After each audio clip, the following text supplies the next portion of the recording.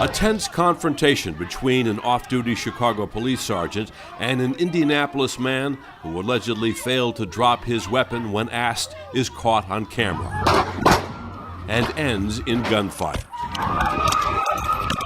25-year-old Joshua Beal is shot by police.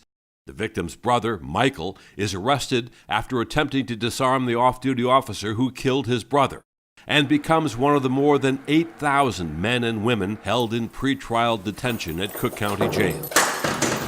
A judge set bond at $500,000, which meant Michael would be responsible for 10% or $50,000.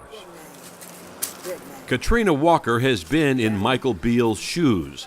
She spent 9 months in Cook County Jail awaiting trial.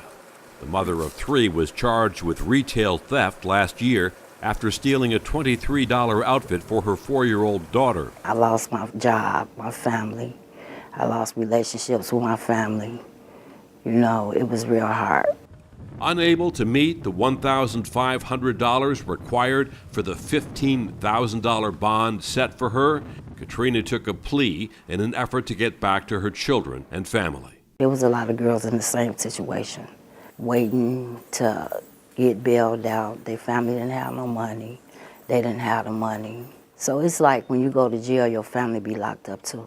The Constitution is violated whenever bail is set in an amount that is too high for the defendant to post, and it results in disastrous consequences for the taxpayers, for the defendant, and for society in general. Attorney Matthew Piers is among those filing a class action lawsuit against Sheriff Tom Dart and the Cook County Circuit judges. It alleges that thousands are being illegally detained in Cook County Jail due solely to their inability to pay their cash bonds. Here in Cook County, it costs $150 a day to keep someone locked up in pretrial detention. Looking at someone like Katrina, who was in for 9 months, that cost taxpayers a lot in the direct cost of her incarceration, over $35,000 in fact, but it also cost Katrina and her family and her community. We caught up with Charlene Grace of the Chicago Community Bond Fund as she was working to secure the release of Michael Beal, the brother of police shooting victim Joshua Beal. Charlene is part of a coalition of lawmakers, attorneys, and advocates working to end the cash bail system in the state of Illinois and across the nation. It's a very serious determination that these judges are making. Okay, if everybody would kindly stand up and raise your right hand. If you let a dangerous person out, of course, that's dangerous to all of us. On the other hand, the decision to keep somebody incarcerated, and that is a decision that a judge is in fact making when he sets a bail at an amount higher than a defendant can make, that has drastic consequences for that defendant. Consequences which run the range from higher likelihood of being convicted, higher likelihood of getting a worse prison sentence, higher likelihood of completely disrupting that person's economic and social and personal life so that reintegration into society at some point becomes that much harder, and we pay for it. All of us pay for it.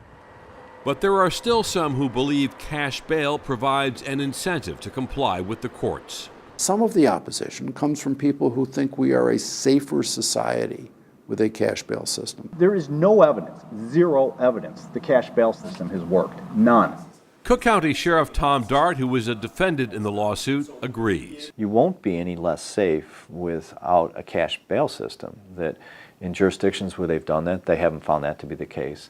One thing both Piers and Dart can agree on is that Washington, D.C. is a model for reform. The district has all but eliminated the cash bail system.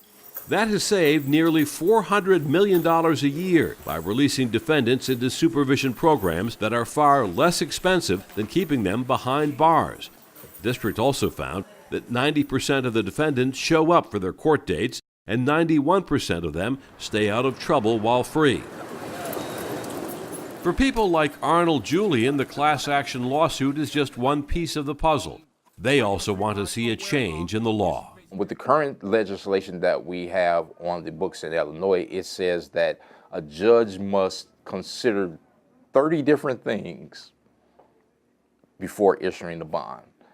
Bond court on average is 15 to 27 seconds long, and there's absolutely no way you can consider 30 things, especially when you have 100 to 200 people coming through bond court on a nightly basis. The system itself is not working. And we need to change that. We need to change this system so it's not a system that cares about how wealthy you are. Matthew Piers maintains that the Cook County Sheriff and his staff are working diligently toward helping to reduce and eliminate the cash bond system in Cook County. The issue of as far as how quickly can we get things in motion, this will take a little bit of time to legislatively change from a bail system to a non-bail system.